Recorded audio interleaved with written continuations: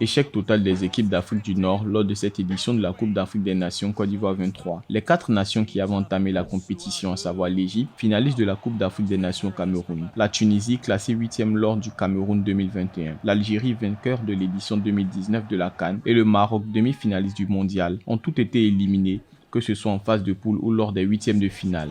Ce réveil inattendu crée une onde de choc dans les milieux du football.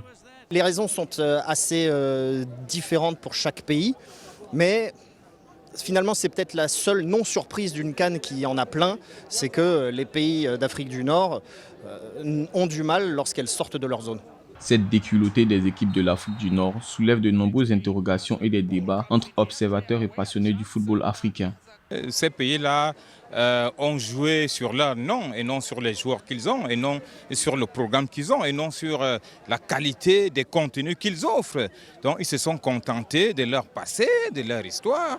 Je pense qu'aujourd'hui dans le football, cette CAN nous démontre bien qu'on ne vient plus avec son nom, mais on vient proposer quelque chose, on vient proposer un contenu, un concept, et cela s'est passé depuis la dernière CAN au Cameroun. Depuis 1956, les pays de l'Afrique du Nord ont remporté 10 finales de la Coupe d'Afrique des Nations. En ce sens, l'Égypte se distingue avec un record exceptionnel de 7 Coupes d'Afrique remportées. À la CAN 2023, le haut du pavé est occupé par les équipes de l'Afrique de l'Ouest, avec 4 nations sur 8 qualifiées pour les quarts de finale de la Coupe d'Afrique des Nations en Côte d'Ivoire.